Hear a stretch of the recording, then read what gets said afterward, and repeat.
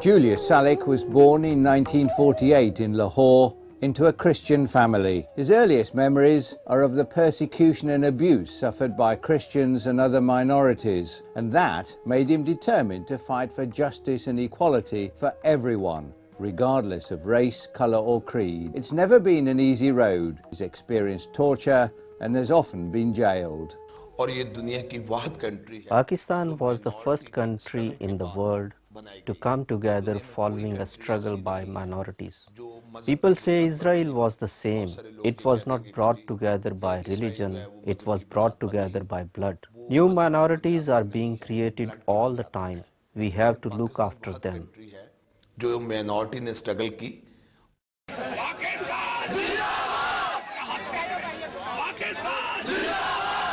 Jay Salik's first major campaign was in 1977 in the town of his birth, Lahore. He demanded the release of Pakistan's Prime Minister Zulfikar Ali Bhutto after he was sent to prison following a military coup led by General Zia. In 1979 he organised a joint Christian-Muslim conference to press for the release of American hostages taken by Iran. They were set free on Christmas Day. In 1985 he trekked to the Iran-Iraq border to demand an end to the war between the two countries. And in 1986 he set up the Peace Education Foundation. His eventual reward was a place in the government under Benazir Bhutto as Federal Minister in charge of social welfare.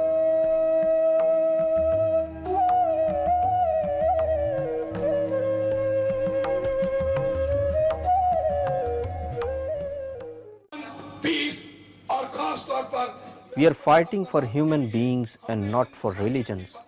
Our lives are about love and peace. We are in an eternal war for peace and humanity, a war we must win.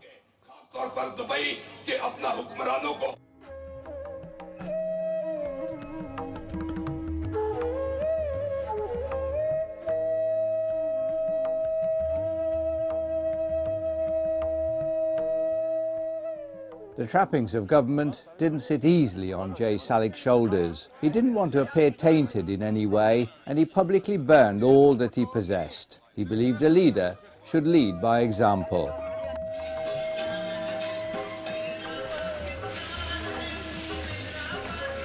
After I burned everything, I put the ashes on my head, and the hot ash and cinders damaged my eyes, but I did not care. This was the most difficult time of my life, but the message I wanted to send out was important. Jay Salik continued to work tirelessly for peace. He lived in a cage for 7 months to highlight the helplessness of the oppressed. He called his home the Black House. He asked, "Where does light shine? In the darkness." Christians and Muslims agree there's only one God, and that's there's a need for peace. I've been in the cage for more than 6 months, and it's all in the name of peace. As his fame spread, Jay Salik was elected to Parliament despite spending no money on his campaign. Wherever he went, huge crowds gathered to hear what he had to say. Even though he's known as a devout Christian, the poor and the oppressed in countries all over the world of all religions knew that he was fighting for all of them. Governments don't always do what they should do and help people like us, but Jay Salik does, and he's doing a great job for us. He is bringing all parties and groups together. We are all united and we are all fighting together for one Pakistan.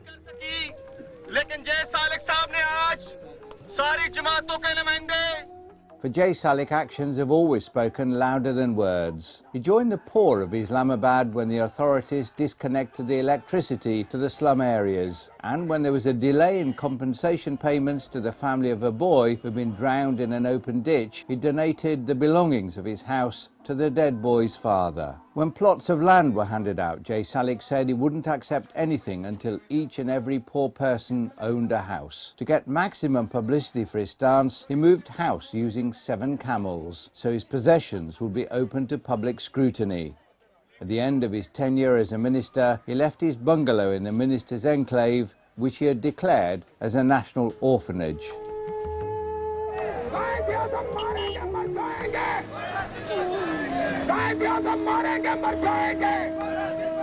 J. Salik could have become a rich man, but he's never been interested in financial gain. He doesn't own an inch of land, and his courage and determination to fight for the poor and the oppressed were finally recognized when he became the only Pakistani to be nominated for the Nobel Peace Prize. Today, J. Salik's work is nowhere near completion. His latest project is the World Minority Parliament, which was launched in London in the spring of 2010, and which aims to get a seat in the United Nations to speak out against oppression.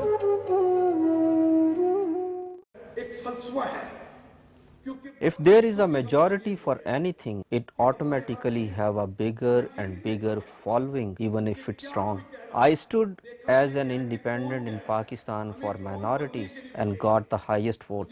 I didn't spend a penny on my campaign, but they all voted for me. I'm aware of the persecution that happens to minority faith groups in Pakistan. I think it's innovative and rather visionary of Julius Salik to introduce this concept to this wider audience, because if anything, with the reputation Pakistan has for incidents of minority persecution, it's probably best that somebody from there brings this to the fore. J. Salik represents minorities, Christian minorities in Pakistan, but there are other minorities there. There are Sikhs and there are Hindus, and there are all other castes, and there are even Jews there.